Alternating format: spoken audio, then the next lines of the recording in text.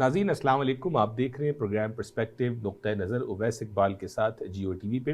ناظرین، بحیثیت انسان اور معاشرے کی جو ہمارا ارتقائی سفر ہے اس میں میڈیا کے کردار سے انکار نہیں کیا جا سکتا، لیکن ناظرین یہ میڈیا تو پلیٹ فارم ہے، میڈیا جو کہ مختلف میڈیم کے ذریعے ہماری آواز بنتا ہے، ہم تک وہ باتیں پہنچاتا ہے جس کی ہمیں رسائی نہیں ہوتی، چاہے وہ پرنٹ میڈیا ہو، الیکٹرانک میڈیا ہو۔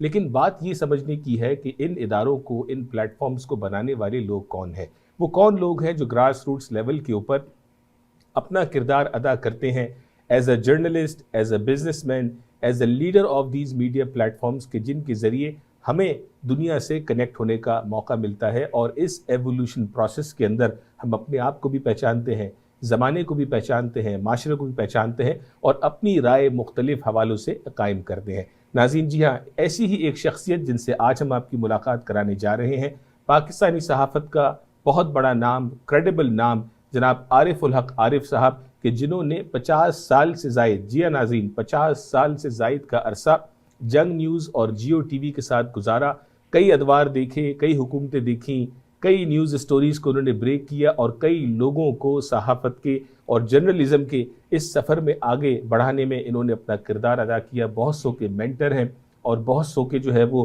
خیر خواہ ہیں۔ ہم نے چاہا کہ امریکہ سے کینیڈا کے وزٹ پہ موجود ہیں تو کیوں نہ آپ کی ان سے ملاقات کروائی جائے، کچھ ان کے بارے میں آپ کو بتایا جائے، اور کچھ موجودہ حالات کے حوالے سے بھی ان کی رائے جانی جائے۔ عارف الحق عارف صاحب، آپ کو ویلکم کرتے ہیں اسٹوڈیو میں۔ السلام علیکم۔ جی ویسا بہت شکریہ کہ آپ نے مجھے اس قابل سمجھا اور مجھے یہاں بلایا، بہت بہت شکریہ۔ Thank you. کیسے ہیں آپ؟ خیر و خیریت سے ہیں؟ جی الحمدللہ۔ تو آج کل آپ کا قیام کہاں پر ہے؟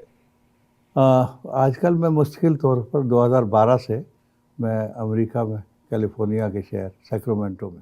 تو پاکستان کو خیر آباد کہہ دیا یا آتے جاتے ہیں؟ نہیں آتے جاتے ہیں، اور پاکستان سے یہاں بیٹھ کر بھی اس کو فالو کرتے ہیں، وہاں کی سب چیزیں دیکھتے ہیں، اخبارات پڑھتے ہیں، جی، ٹاک شوز دیکھتے ہیں، سوشل میڈیا پر جو نیو یوٹیوبرس آئے ہیں ان کو سنتے ہیں۔ جی ہاں، جیسے ہم کنیکٹڈ ہیں پاکستان، کنیکٹڈ ہے۔ جیسے میں نے کہا نا کہ جو یہ ارتقائی سفر ہے اس کے اندر جو قلم کی طاقت تھی، قلم کی طاقت ہے کہ جس کے ذریعے لکھنا شروع ہوا، لوگ پڑھتے ہیں، آج بھی لکھا جاتا ہے، پڑھا جاتا ہے۔ پھر آپ نے پرنٹ میڈیا سے الیکٹرانک میڈیا کا دور دیکھا، اور آپ سوشل میڈیا پہ بھی آپ ایکٹیو ہیں۔ آج کل جو آپ رول پلے کر رہے ہیں اسپیشل کورسپونڈنٹ ڈیلی جنگ اور جیو نیوز جو کیلیفورنیا سے آپ ریپرزینٹ کر رہے ہیں، اس پہ بھی میں بات کروں گا، لیکن تھوڑا سا اپنے بارے میں اپنا بیک گراؤنڈ دیں جی تاکہ لوگوں کو ہم تھوڑا سا جو ہے وہ آپ کے بارے میں جان سکیں۔ جی بہت بہت شکریہ۔ ویسا میرا تعلق بنیادی طور پر آزاد کشمیر سے ہے، لیکن ہم 47 میں مقبوضہ کشمیر سے ہجرت کر کے ہمارا خاندان تو اس طرف آیا، اور اس کے بعد ہم جیلم کے پاس ایک اقوام متحدہ کا ایک کیمپ تھا چک جمال، وہاں آ گئے پیدل چلتے ہوئے وہاں سے، اور یہ کوئی 150-200 کلومیٹر کا فاصلہ ہے، تو خاندان 3-4 مہینے میں وہاں پہنچے۔ تو وہاں ہم کوئی 4 سال رہے، وہیں میک شفٹ اسکولز تھے، اور ان اسکولوں میں یعنی پڑھائی شروع کی، اور اس کے بعد پھر 52 میں واپس گئے جی، اور پھر ہم گئے کھوئی رٹا، ایک جگہ ہے آزاد کشمیر کا، وادی بنا، ضلع کوٹلی، تو وہاں کے اسکول میں داخل ہوئے 2ری جماعت میں، اور پھر 1960 میں میٹرک کیا۔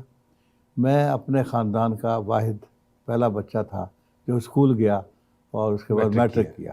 پڑھنے کا شوق تھا، اور اس پڑھنے کے شوق نے سبب بن گیا، اور میں کراچی آ گیا، اور کراچی اس حال میں آیا، اس وقت غربت کا زمانہ تھا، قید کا زمانہ تھا، کہ 5ویں جماعت تک پاؤں میں جوتے بھی نہیں تھے، اور 8 کلومیٹر چل کے ہم اسکول جاتے تھے اور آتے تھے، اور ایک درمیان میں دریا تھا، تو اسکول کبھی مس نہیں کیا کہ اس میں تغیانی سے دریا چڑھا ہوا ہے۔ جی، تو اس طریقے سے اسکولنگ کی، اور میں اپنے ضلع میں 3ری پوزیشن حاصل کی، اس وقت میرپور ضلع تھا۔ ٹھیک ہے۔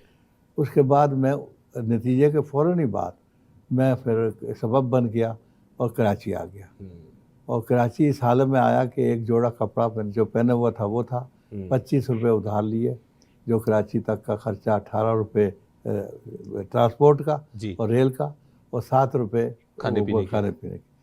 تو پھر جو میرے دوست یار سبب بنے مجھے لانے کا، ان کے ساتھ میں ایک 1.5-2 کمرے کے مکان میں، یعنی وہ 4-5 وہ لوگ تھے اور میری بھی ایک چارپائی پڑ گئی. تو 3 مہینے کے لیے میں ان کے پاس رہا. میرے پاس کچھ نہیں تھا, انہوں نے برداشت کیا, بڑے آدمی تھے میرے پہلے وہ محسن ہیں. تو اس کے بعد پھر میں کراچی پورٹ ٹرسٹ جو ہمارا اتھارٹی ہے اس میں وہ کام کرتے تھے, تو انہی کے سبب سے وہاں جاب ہو گئی. ٹھیک ہے. میں یہ وعدہ کر کے آیا تھا کہ اگر 3 مہینے میں ہمیں جاب نہ ملی تو میں واپس آ جاؤں گا. ٹھیک ہے. تو اس کے بعد یہ مل گیا, وہ شرط ختم ہو گئی. پھر میں کراچی میں پڑھنا شروع کر دیا. تو پڑھنے کا سلسلہ یہ ہوا کہ یہ خیال نہیں تھا کہ میں کالج میں داخلہ لوں گا. تو جو میرے محسن ہیں, ان کا نام بشیر ہے, وہ مجھ سے 2 سال سینئر تھے. ان کو بھی میں نے سال پڑھائی میں لگا دیا کہ پڑھتے ہیں آگے. تو وہ ہم نے پھر ادیب فاضل کیا. تو وہ وائے بٹھنڈا ایک سلسلہ تھا کہ صرف انگریزی کا امتحان دے کے انٹر, انگریزی کا امتحان دے کے بی اے, انگریزی کا امتحان دے کے ایم اے کی ڈگری مل جاتی تھی اس زمانے میں. لیکن یہ پسند نہیں آئی. جب ہم کے پی ٹی میں سیٹل ڈاؤن ہو گئے اور پکے ہو گئے, یعنی ملازمت ہماری مستقل ہو گئی, تو اس کے بعد پھر جو ہمارے سینئرز تھے ان سے ہم نے کہا کہ ہم کام کر دیا کریں گے, ہم کالج میں داخلہ لیں گے. تو 63 سے یہ 2 سال کا ہمارا گیپ ہو گیا, ہم نے داخلہ لے لیا اردو کالج کراچی. پھر ہم نے 64 میں انٹر کیا اور پھر 66 میں بی اے کیا. بی اے میں اس عرصے میں یہ ہوا کہ پھر میں مطلب ایک ہمارے سرپرست تھے چودھری غلام محمد صاحب, وہ جماعت اسلامی کے امیر تھے. ان لوگوں سے رابطہ ہو گیا, اچھے لوگ تھے. تو انہوں نے, میں نے پوچھا کہ اب مجھے کیا کرنا چاہیے. تو انہوں نے یہ میری زندگی کا رخ موڑا. انہوں نے کہا کہ تمہاری انگریزی کیسی ہے؟ میں نے کہا بہتوں سے اچھی ہے. تو انہوں نے کہا پھر فیصلہ ہو گیا, آپ یونیورسٹی میں داخلہ لو جرنلزم میں. Very good. تو جرنلزم میں داخلہ لیا 67 میں. اور میں پہلے سال ہی میں تھا کہ پھر جنگ میں جگہ نکلی, اور پھر یونیورسٹی سے 4 ہم طالب علم جو ہیں تو سلیکٹ ہوئے, اور پھر وہ جنگ جوائن کیا 16 اپریل 16 اپریل کو آپ نے جنگ نیوز جوائن کر لیا, جنگ اخبار کراچی جوائن کیا. اور اس وقت سے پھر پیچھے مڑ کے نہ ہم نے دیکھا, نہ دفتر والوں نے. میر خلیل الرحمان صاحب کے ساتھ میں نے میر صحافت, میر خلیل الرحمان صاحب میرے محسن ہیں, استاد ہیں اور میرے مینٹور ہیں. تو ان کے ساتھ پھر 26 سال کام کیا. اور اس کے بعد پھر میر جاوید رحمان صاحب کے ساتھ, پھر میر شکیل الرحمان کے ساتھ, اور پھر میر ابراہیم کے ساتھ. یعنی 3 نسلوں کے ساتھ میں نے 3 جنریشن کے ساتھ کام. ایک ہی برانڈ کے ساتھ اٹیچ رہے, جنگ اخبار کے ساتھ اور جیو نیوز کے ساتھ. ہاں, یہ میرا خیال ہے, میں یہ دعویٰ کر سکتا ہوں کہ میں نے صرف جنگ گروپ میں اور جیو ٹی وی میں, یعنی ایک ہی ادارے میں, یعنی یہ اب یعنی پہلے میں نے 52 سال کام کیا جون 18 تک. اور اس کے بعد 4 سال کے وقفے بعد اب دوبارہ پھر میر صاحب نے, شکیل صاحب نے پھر مجھے اسپیشل کرسپونڈنٹ مقرر کیا ہے. یہ میرے خیال ہے میرے لیے بھی اعزاز ہے اور جنگ کے لیے بھی اعزاز ہے. اس میں 2 باتیں ہیں. ایک تو یہ کہ اتنی طویل مدت تک ایک ہی ادارے میں کام کرنے کا میرا خیال ہے کسی اور کا جنگ گروپ میں ریکارڈ نہیں ہے. حنیف خالد ہو سکتے ہیں لیکن وہ مجھ سے جونیئر ہیں. دوسری بات یہ ہے کہ اتنی عمر میں, جو میں اپنے آپ کو جوان بزرگ کہتا ہوں, تو میں اپنے آپ کو پیر پگاڑا ڈاکٹرائن کے تحت اس کو الٹ کر کے دیکھتا ہوں تو 28 سال کا اپنے آپ کو کہتا ہوں, تو میں 82 پلس ہوں. تو اس کو الٹ کرتے ہیں تو 28 بنتا ہے. تو میں 28 ہی کی طرح اب بھی میں کام کر رہا ہوں, اور ماشاءاللہ اللہ تعالیٰ اس میں برکت دے. آمین آمین. بہت خوشی کی بات ہے. اور آپ نے تفصیل سے اپنا بیک گراؤنڈ بھی دیا, کیسے جرنلزم میں آپ انٹر ہوئے. آپ نے گراس روٹس لیول سے آپ نے کام شروع کیا. ایز اے جرنلسٹ آپ آئے, آپ نے سٹوریز کور کی, مختلف بیٹس پہ آپ اسائن ہوئے ہوں گے. تو اس پورے ارلی پروسیس میں ہوتا ہے نا, جیسے کوئی گلوکار ہوتا ہے, کوئی اداکار ہوتا ہے, کسی کو ایک ڈرامہ, ایک کیریکٹر, ایک اس کا سانگ ہٹ ہوتا ہے جس سے وہ پہچانا جاتا ہے. تو آپ کے اپنے کریئر کے اندر وہ کیا آپ کی پہچان بنی کہ جہاں سے آپ پہچانے گئے؟ دیکھیے, شروع میں جب میں جنگ جوائن کیا تو میں پہلے تو انٹرننگ کی حیثیت سے آیا, تو وہ کوئی زیادہ عرصہ نہیں, فوراً ہی پھر ہمیں گریڈ مل گیا اور میں یہ ڈیسک پر آیا سب ایڈیٹر کی حیثیت سے. پھر میں 3 سال کے عرصے میں 1970 میں ڈسٹرکٹ ایڈیٹر بن گیا. تو میرے اندر اصل میں جو میرا کاپی رائٹنگ ہے، جو سبنگ ہے، یہ بڑی میٹر کرتی ہے. ٹھیک ہے. تو اس میں جو میرے استاد تھے اصل میں اساتذہ، وہ اپنے اس دور کے بڑے بڑے صحافی تھے. مثلا میں نے کام کیا سید محمد تقی، جو بہت بڑے فلسفی بھی تھے پاکستان کے. میں نے کام کیا یوسف صدیقی، جو اس دور کے سب سے بڑے نیوز ایڈیٹر تھے. جی. وہ ایگزیکٹو ایڈیٹر تھے. اس کے علاوہ میں نے شفیع عقیل تھے میگزین ایڈیٹر. پھر ابراہیم جلیس، بڑا نام. انعام دورانی، بڑا نام. اور اسی طریقے سے سید محمود احمد مدنی، بڑا نام. جی ہاں. یونس ریاض، بڑا نام. اجمل دہلوی، بڑا نام. افضل صدیقی، بڑا نام. سب کا تو زمانہ یہ دیکھا. مطلب ہر ایک ان کے ساتھ میں نے کام کیا. سید ظفر رضوی، بڑا نام. تو یہ ان لوگوں کے ساتھ کام کیا جن میں سے ہر شخص اپنی ذات میں انجمن ہے، کہ ان کے اندر کسی ایک شعبے کے یہ ماہر نہیں تھے، ہر شعبے میں یعنی ان کا ایک نام تھا بڑا. ان کے ساتھ مجھے کام کرنے کا موقع ملا. میں تو ایک دیہاتی آیا تھا، انہوں نے مجھے تراش کے پالش کر دیا اور پھر میں آگے چل پڑا. سو مچ سو کہ 1970 میں ڈسٹرکٹ ایڈیٹر میر صاحب نے مجھے مقرر کر دیا. ٹھیک ہے. ڈسٹرکٹ ایڈیٹر کا مطلب یہ ہے کہ ایسٹ اور ویسٹ پاکستان ایک تھے. جی. تو وہ پورے کتنے کوئی 14 صفحات پر مشتمل ہوتا تھا، 16 صفحات پر مشتمل. تو وہ پورے ملک کے جو کرسپونڈنٹ تھے وہ ان کو میں مینیج کرتا تھا، ان کی سٹوریز، ان کا سارا. اس کے بعد پھر 72 میں پھر رپورٹنگ میں شفٹ ہو گیا. ٹھیک ہے. اور میرا جو شناخت بنی وہ پولیٹیکل رپورٹر کی بنی اور عدالتی رپورٹر کی. پولیٹیکل اور عدالتی. ٹھیک ہے. بہت شکریہ ناظرین. یہاں پہ ہم ایک چھوٹی سی بریک لیں گے اور آج ہم بات کر رہے ہیں عارف الحق عارف صاحب سے. بعض اوقات ناظرین تھوڑا سا پاز لے کے ہسٹری میں جا کے دیکھنا بھی ضروری ہے کہ وہ کون لوگ ہیں کہ جنہوں نے پاکستانی میڈیا کو یہاں تک پہنچایا کہ جہاں پہ آج ہم دیکھتے ہیں کہ ہمارے ملک میں بہت سارے پلیٹ فارمز موجود ہیں، پرنٹ، الیکٹرانک، ہر طرح کی میڈیا اور حتیٰ کہ سوشل میڈیا کی شکل میں، کہ جن کے ذریعے ہم وہ انفارمیشن حاصل کر پاتے ہیں کہ جو ہر عام آدمی کی رسائی میں موجود نہیں. بریک کے بعد جب واپس آئیں گے تو عارف الحق عارف صاحب سے گفتگو کو مزید کنٹینیو کریں گے اور جانیں گے کہ کیا ان کے اس 50 سالہ جو ہے وہ صحافی سفر میں، کہ جہاں پہ ان کی بڑی قائدانہ صلاحیتیں تھیں اور بڑی جلدی یہ پروموٹ ہوتے رہے اور لیڈرشپ رول کے اندر آتے چلے گئے، پھر جیو ٹی وی میں آئے، تو کہیں کوئی ان کو ریگریٹ بھی ہے. اور آج کا جو موجودہ جو بیانیہ ہے، جو نیریٹو ہے پاکستان کا، اس میں ان کی کیا رائے ہے. ہم نے ان کی لکھائی بھی پڑھی، ان کی گفتگو بھی ہم نے سنی، لیکن آج ہم ذرا ان کی زبانی ٹی وی کے اوپر جانیں گے کہ کیا اس وقت پاکستان کی صورتحال ہے اور جرنلزم جو ہے وہ کس طرف آگے بڑھ رہا ہے. ناظرین بریک کے بعد بھی ہمارے ساتھ رہیے گا.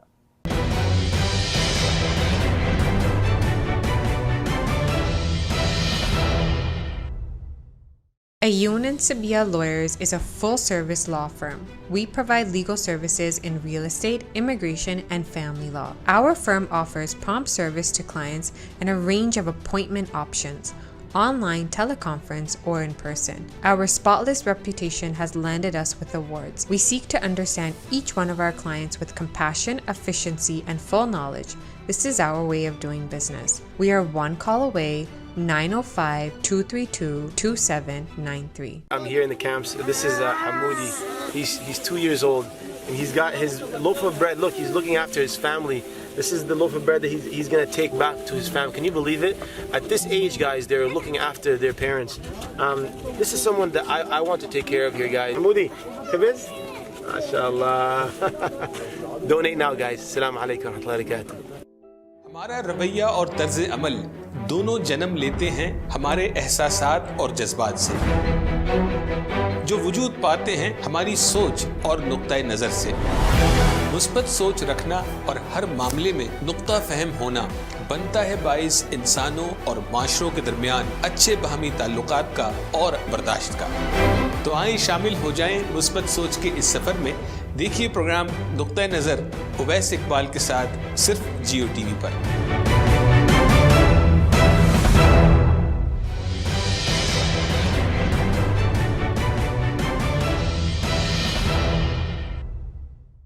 ناظرین ویلکم بیک، بہت شکریہ، بریک کے بعد بھی آپ ہمارے ساتھ رہے. آج ہمارے ساتھ اسٹوڈیو میں موجود ہیں جناب عارف الحق عارف صاحب، جو special correspondent daily Jang and Geo news from California Canada کے دورے پہ آئے ہوئے ہیں اور ہمارے اسٹوڈیو میں موجود ہیں. ہم کوشش کرتے ہیں کہ ہمارے ناظرین کینیڈا میں بھی ہیں اور امریکہ میں بھی ہیں، تو امریکہ سے اگر گیسٹ آئیں تو ہم ضرور کوشش کرتے ہیں کہ ان کو اسٹوڈیو میں دعوت دیں تاکہ آپ لوگوں کی بات بھی یہاں کی جا سکے. عارف صاحب، بریک پہ جانے سے پہلے میں نے کہا کہ آپ نے 50 سال گزارے، پورا ایک کریئر آپ نے اپنایا اور آپ جو ہے وہ خوش نظر آتے ہیں اور ایکٹیو نظر آتے ہیں، لیکن کبھی کہیں کوئی ریگریٹ ہوا کہ آپ کچھ اور کر لیتے، ڈاکٹر بن جاتے، لائر بن جاتے؟ نہیں، میرا خیال ہے مجھے بالکل ریگریٹ نہیں ہوا، اس لیے کہ یہ لکھنے پڑھنے کی صلاحیت یا شوق مجھے بچپن سے تھا. میری سب سے پہلی خبر جو ہے وہ جو بالکل نہ جانے میں ایک اپنے گاؤں میں ایک واقعہ ہوا، جی، تو ناگوار سا واقعہ ہوا، تو اس کی میں نے خبر جو ہے وہ ایسے ہی لکھ کے خط لکھ کے میں نے کوہستان کو بھیج دی. ٹھیک ہے. تو ہم پڑھتے تھے وہاں، تو پھر اسی شہر کی ڈیٹ لائن سے وہ خبر کوئی 15-20 دن کے بعد تو مختصر ہو کے لگ کے آ گئی. تو وہ بڑی خوشی ہوئی کہ میری پہلی خبر لگ گئی، اور اس طریقے سے مجھے پتہ نہیں تھا کیسے خبر بھیجتے ہیں، نمائندہ کون ہے کیا ہے، تو ایسے بھیج دی. تو اس کے بعد پھر میں کراچی آیا تو بھی لکھنے پڑھنے کا، پھر میں نے اردو فاضل کیا تھا تو اس میں بھی اردو لکھنے کا شوق تھا، انگریزی لکھنے کا شوق تھا. تو یہ اس طرح، لیکن صحافت میں آنے کا شوق تو نہیں تھا، لیکن میری تربیت ہو رہی تھی. میں اسلامی جمعیہ طلبہ میں آیا 64 میں، سید منور حسن صاحب ناظم تھے، تو انہوں نے میری اس خوبی کو دیکھتے ہوئے مجھے ناظم نشر ارشاد کراچی مقرر کیا. تو یہ بھی ایک تربیت تھی، بالکل تھی، اس کی خبریں بنانا، اطلاعات میں. اس کے بعد پھر ہمارے جنگ لندن کے ظہور نیازی میرے کلاس میٹ ہیں، تو وہ سیکٹری جنرل بن گئے. وہ تھے پہلے نشر ارشاد کے مرکز کے، ایسٹ اینڈ ویسٹ پاکستان پورے. تو وہ ادھر چلے گئے تو میں پھر مرکز کا سیکٹری نشر ارشاد ہو گیا، تو اور زیادہ آ گیا. پھر ہم بانی ہیں منور صاحب کی قیادت میں ہم قدم ایک منتھلی نیوز لیٹر جاری کیا، تو وہ ہم دونوں نکالتے تھے. تو وہ ایک تربیت تھی، آپ کا جو ہے وہ اسٹیپنگ سٹون چلتا چلا بالکل ایک ساتھ ساتھ چلتا جا رہا. تو پھر جب چودھری صاحب نے یہ فیصلہ کر دیا تو یہ بھی میرے مزاج کے مطابق تھا. تو پھر انہوں نے مجھے بھیجا دفتر، اور پھر انہوں نے امتحان لیا میرا کہ لندن کے کسی اخبار کا ایک مضمون تھا، وہ انہوں نے رکھا ہوا تھا، وہ مجھ سے ترجمہ کروایا اور پھر اس میں انہوں نے مجھے پاس کیا. وہ ان کے پاس ریکارڈ موجود تھا، پھر جب جگہ نکلی تو مجھے بلا لیا. تو یہ اس طریقے سے رجحان تھا، لیکن جب ہوا تو مجھے ریگریٹ نہیں ہوا. دوسری بات یہ کہ اس جنگ جو ہے اس وقت بھی پاکستان کا سب سے بڑا اخبار تھا، اشاعت کے لحاظ سے اور اس کے اپنے امپیکٹ کے لحاظ سے، اور CNN تھا، آپ یوں کہیے کہ CNN تھا پاکستان کا. درست، اس میں ایک لائن کی خبر بھی معنی رکھتی تھی اور امپیکٹ کریٹ کرتی تھی. دوسرے اخبارات کی جو لیڈ ہے وہ بھی کچھ نہیں کرتی تھی. تو مطلب ایک اس اخبار میں مجھے اگر ملازمت مل گئی ادارتی صفحے میں یا ادارتی شعبے میں، تو میں نے کبھی پھر سوچا نہیں کہ میں اس کو چھوڑ کر کہیں اور جاؤں.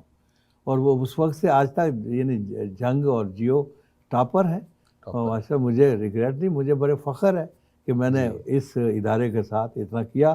اور مجھے فخر ہے کہ میں نے میر خلیل الرحمان کے ساتھ کام کیا، ان سے تربیت پائی اور ان کی قیادت میں. بلکہ ایک بات بتاؤں کہ وہ میری یعنی لوگوں کے لیے شاید یہ بات نئی ہو کہ اس دور میں HR نہیں تھا. تو میر صاحب نے میں ٹیلنٹ ہنٹ کے لیے انہوں نے مجھے رکھا ہوا تھا کہ آپ جو اچھا صحافی دیکھو، اچھا سب ایڈیٹر دیکھو، اچھا رپورٹر دیکھو، اچھا فیچر رائٹر دیکھو، اچھا اداریہ نویس دیکھو، وہ آپ میرے پاس لاؤ اور جتنے آپ کہو گے اس طرح. تو یہ کام میں کرتا رہا، اور یہ کوئی اعلان کردہ پوزیشن نہیں تھی، لیکن ان کا مجھ پر اعتماد تھا جس کا میں ہمیشہ فخر کیا، اور یہ میرے لیے بڑی اعزاز کی بات ہے. جی اچھا، میرے پاس 3-4 سوالات ایسے میں چاہوں گا ہمارے ناظرین جان سکیں مختصراً، چونکہ وقت تیزی سے گزر رہا ہے. ایک بات تو یہ بتائیں کہ جو میڈیا کا امیج بلڈنگ کا رول ہے، خاص طور پہ ہمارے لوگ ظاہر ہے یہ سمجھتے ہیں اور کہتے بھی ہیں کہ اگر جیو ٹی وی کو دیکھا جائے یا دیگر اور دوسرے نجی ٹی ویز کو دیکھا جائے، اخبارات کو دیکھا جائے، تو وہ سیاسی اعتبار سے یا مذہبی اعتبار سے ایک مخصوص جو ہے وہ نیریٹو کریٹ کر رہے ہوتے ہیں. تو کیا یہ بات درست ہے؟ جی، میر صاحب کے زمانے میں جنگ سیاست کا بیرومیٹر کہلاتا تھا. ٹھیک ہے. یعنی وہ کہتے تھے کہ جنگ کی خبریں پڑھو, جس طرف جنگ کا جھکاؤ ہو وہی بات ہونے والی ہے. یہ بات مطلب ہے کہ میڈیا اس وقت تو پرنٹ میڈیا تھا, جی جی, اور صرف پی ٹی وی پھر بعد میں آیا, تو مطلب ہے یہ امیج کریٹ تو کرتا ہے, اس میں اثر تو ڈالتا ہے. لیکن کیا وہ امیج کسی کے کہنے پہ کریٹ ہو رہا ہے یا اس اخبار کی اپنی کریڈیبلٹی سے اور سوچ سے کریٹ ہو رہا ہے؟ جی میر صاحب کے زمانے میں تو ایسا نہیں ہوتا تھا. وہ تو کہتے تھے کہ بھئی مجھے اخبار چلانا ہے, اور ملک کے عوام کی جو رائے دیکھتے تھے ان کا بڑا ویژن تھا, وہ اس کا اظہار وہ اپنے اخبار میں کرتے تھے, اور پھر وہی نتیجہ بھی آ جاتا تھا, لیکن کسی کے کہنے پر نہیں تھا. تو یہ میرا خیال اب شروع ہوا ہے. تو میرا خیال ہے کچھ اور بھی چیزیں ہوں گی, اپنے جو انتظامیہ ہے وہ سوچتے ہوں گے, لیکن یہ کہ اب تو بڑا واضح ہو گیا ہے, میڈیا نے پوزیشنیں لے لی ہیں, کوئی جو ہے ایک پارٹی کے ساتھ ہے, کوئی دوسرے. کیا یہ درست ہے اگر آپ کے اپنی جرنلزم کو دیکھا جائے؟ میری ذاتی رائے ہے, میں مطلب ہے ذاتی رائے ہے کہ ایسا نہیں ہونا چاہیے. ایسا نہیں ہونا چاہیے. جو ملک کے عوام کی اکثریت جس طرف ہو, جو رائے ہو, اس کا اظہار میڈیا کو بغیر کسی پارٹی کی حمایت کیے اس کا اظہار کرنا چاہیے, اور اس میں کوئی ایسی بات نہیں ہونی چاہیے کہ آپ نیوز میں اینگلنگ کریں, آپ اپنے ٹاک شوز میں ایسی چیزیں بیان کریں کہ جس سے ایک پارٹی کی حمایت حاصل ہوتی ہو, دوسری پارٹی کی جو ہے وہ نیگیٹو اس کا امیج کریٹ ہو. تو یہ بات اچھی نہیں ہے. اچھا, اگلی بات یہ بتائیں کہ اب چونکہ اتنا عرصہ آپ نے کام کیا ہے اور بھی جرنلسٹ کام کرتے ہیں, تو اوور ٹائم آپ کے ریلیشن شپس بنتے ہیں سیاستدانوں سے, سماجی اور مذہبی لیڈرز سے, تو کبھی آپ کو ایسی بھی صورتحال کریٹ ہوئی کہ کہیں آپ نے کوئی سوال پوچھنا ہے لیکن آپ کا تعلق ایسا ہو چکا ہے اس شخص سے یا اس شخصیت سے کہ آپ کو ان کو جو ہے وہ بینیفٹ آف ڈاؤٹ اور لیوے دینا پڑتا ہے؟ نہیں صاحب, ایسی بات نہیں ہے. دیکھیے میں نے کبھی اپنا تعلق چھپایا نہیں کہ میرا تعلق اسلامی جمعی طلبہ سے, جماعت اسلامی سے رہا, لیکن میں نے جب صحافت کی اور اس میں یہ تعلق الگ رکھ کے میں اندر دفتر میں داخل ہوتا تھا, اس لیے میرا جو رپورٹنگ کا انداز تھا, اگر اس نے یعنی میرے نظریے کے خلاف بھی کوئی بات کہی, میں نے ایز اٹ از رپورٹ کی جیسا وہ کہنا چاہتا تھا. کبھی میں نے اس میں اینگلنگ نہیں کی, کبھی میں نے یہ نہیں کیا, اور نہ کبھی کسی کو شکایت ہوئی, کبھی کسی کو نہیں. میرے تعلقات پیپلز پارٹی والوں سے بھی ایسے ہی تھے, بہت اچھے, ایم کیو ایم کے ساتھ بھی اچھے رہے, اور جے یو پی, جے یو آئی, سارے جتنی بھی سیاسی پارٹیاں ہیں اب تک وہ احترام کرتے ہیں, اب تک ملتے ہیں تو عزت کے ساتھ ملتے ہیں. کہ کبھی انہوں نے یہ نہیں کہا کہ بھئی آپ جماعت اسلامی کے تھے اور آپ نے یہ کر دیا, یہ کر دیا. میں نے جو جیسا انہوں نے اپنا ویو پوائنٹ پریزنٹ کیا اسی طریقے سے میں نے آگے کر دیا. دوسری بات صحافی کی ہوتی ہے کہ آپ دوسرے آدمی کے اعتماد پر پورا اترنا چاہیے. کبھی کبھی وہ ایسی بات بھی کہہ جاتا ہے کہ جو اگر چھپ جائے تو اس کو نقصان پہنچاتی ہے. تو ہم نے کبھی یہ بھی نہیں کیا. میری پیر پگاڑا سے مثالی دوستی تھی, ٹھیک ہے, وہ مشورہ بھی کرتے تھے, ہم مشورہ کر, وہ ضیاء الحق سے ملنے جا رہے ہیں, انہوں نے بہت ساری باتیں آ کے بتا دیا پورا, لیکن ہم ڈسکس کرتے تھے کہ پیر صاحب یہ بات اس طرح نہیں, اس طرح جانی چاہیے, اور یہی کریں گے. کیونکہ میرے پاس جنگ کی بہت بڑا ادارہ تھا اور میں اس کو ذمہ داری تھی, اور میں نے اس کو پھر ذمہ دارانہ طریقے سے ملک کے مفاد میں بھی استعمال کیا. اور جب موقع آیا تو محمد خان جنیجو کو 81 میں یعنی میں نے اپنے بالکل سوچ سمجھ کر پیر صاحب سے ایک سوال کیا, ہم دونوں تھے, کہ بھئی اگر ضیاء الحق صاحب ابھی آپ کو کہیں کہ آپ عبوری حکومت بنانے, کیونکہ ایم آر ڈی کا بہت زور تھا, پریشر تھا, اور بہت وہ دباؤ میں تھے, تو وہ عبوری حکومت بنا دیں تو آپ سب سے بڑی پارٹی ہیں, متحدہ مسلم لیگ ہے, تو آپ بتائیں کس کو وزیر اعظم بنائیں گے. تو انہوں نے سب کے نام لیتے گئے, ہم سب کو وہ ڈسکارڈ کرتے رہے. تو میں نے کہا صاحب پیر صاحب جو بن سکتا ہے اس کا نام نہیں لے رہا. تو وہ کہہ لیں وہ کون ہے. میں نے کہا وہ ہے جو نیچے بیٹھتا ہے ادھر آ کے جوتے اتار کے. تو کہہ لیں وہ تو بہت سارے لوگ بیٹھتے ہیں. نہیں, میں نے کہا محمد خان جنیجو. تو پھر جنیجو کو انہوں نے, میں نے کہا میں آج یہ خبر لگا رہا ہوں کہ اگر ضیاء الحق صاحب نے مجھ سے پوچھا کہ کون وزیر اعظم ہو سکتا عبوری, تو میں محمد خان جنیجو کو ادھار دے دوں گا ہاں اور اگر کامیاب ہو گیا ٹھیک ورنہ واپس لے لوں گا. تو یہ 81 سے جو ذہنوں میں بات پڑی پھر ہر جگہ یہی بات کہتے رہے اور اس کے بعد پھر 85 میں غیر جماعتی الیکشن ہوئے اور اس کے اندر بھی یعنی میں نے پیر صاحب سے مل کر ایک پلان بنایا کہ وہ ان کے سب سے زیادہ لوگ تھے 28 لوگ کامیاب ہوئے تھے جو میں نے پوچھا. تو میں نے کہا کہ اب آپ یہ بیان دیں کہ ہمارے ہی لوگ سب سے زیادہ کامیاب ہوئے نہ تعداد نہ بتائیں تو اور ہم ہی حکومت بنائیں گے. تو جب ان کی طرف سے یہ بیان آیا تو دو بعد آدمی ایک دوسرے کو جانتے نہیں تھے تو وہ پارٹی میں شامل ہوتے گئے. 7 دن کے اندر 100 لوگ شامل ہو گئے, اس کے بعد 200 پھر 250 ہو گئے, سارے لائن لگ گئی. اور اسی طریقے سے پھر ہم اسلام آباد چلے گئے اور پھر میرے سامنے ساری وہ ہوئی نواز شریف کی نامزدگی جو پنجاب کے چیف منسٹر کی حیثیت سے میرے سامنے میں اور پیر صاحب بیٹھے تھے اور نواز شریف صاحب کو انہوں نے وہ پورا دور آپ نے دیکھا. جی وہ دیکھا. اور حسن محمود دوسرے امیدوار تھے, وہ ان کے برادر ان لا تھے, مطلب ان کے برادر نسبتی تھے, تو وہ بھی چاہتے تھے کہ یہ ہو جائے لیکن ان کو انہوں نے کہہ دیا کہ آپ صوبائی اسمبلی پنجاب کی استعفیٰ دے دیں. تو پھر انہوں نے نواز شریف کو بلایا اور انہوں نے کہا کہ بھائی آپ کی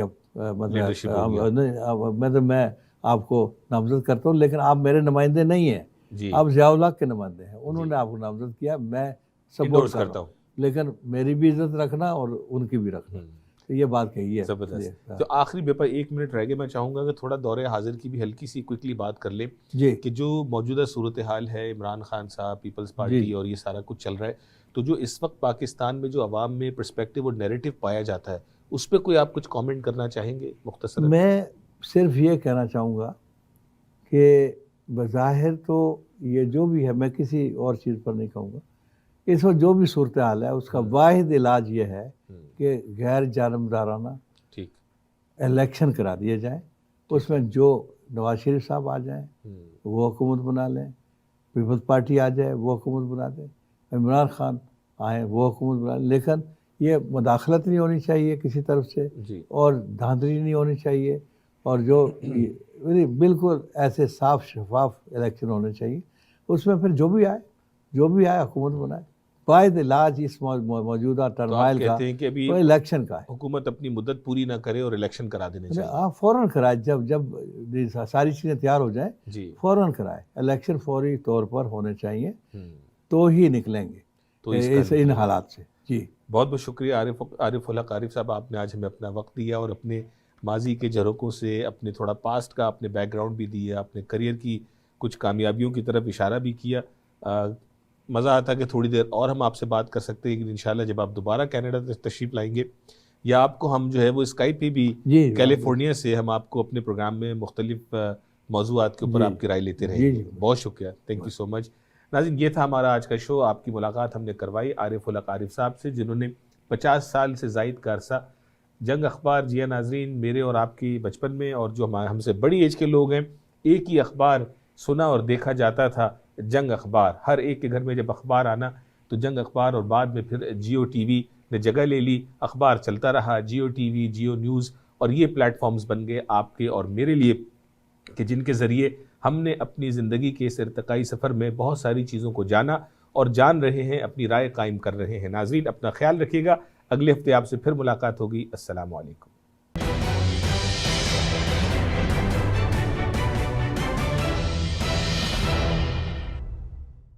دیکھیے ای آواز ٹی وی لائیو تمام آئی پی ٹی وی باکسز پر پاکستانی یا اردو سیکشن میں, یا ہماری ویب سائٹ وزٹ کیجیے eawaz.com.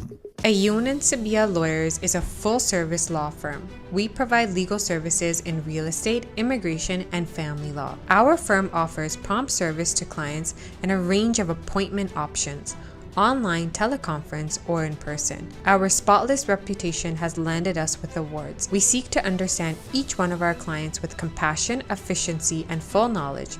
This is our way of doing business. We are one call away. 905-232-2793. I'm here in the camps. This is Hamoudi. He's 2 years old, and he's got his loaf of bread. Look, he's looking after his family. This is the loaf of bread that he's going to take back to his family. Can you believe it? At this age, guys, they're looking after their parents. This is someone that I want to take care of here, guys. Hamoudi, Kabiz? MashaAllah. Donate now, guys. Assalamu alaikum wa rahmatullahi wa barakatuh. ہمارا رویہ اور طرز عمل دونوں جنم لیتے ہیں ہمارے احساسات اور جذبات سے، جو وجود پاتے ہیں ہماری سوچ اور نقطہ نظر سے۔ مثبت سوچ رکھنا اور ہر معاملے میں نقطہ فہم ہونا بنتا ہے باعث انسانوں اور معاشروں کے درمیان اچھے باہمی تعلقات کا اور برداشت کا۔ تو آئیں شامل ہو جائیں مثبت سوچ کے اس سفر میں۔ دیکھیے پروگرام نقطہ نظر اویس اقبال کے ساتھ صرف جیو ٹی وی پر۔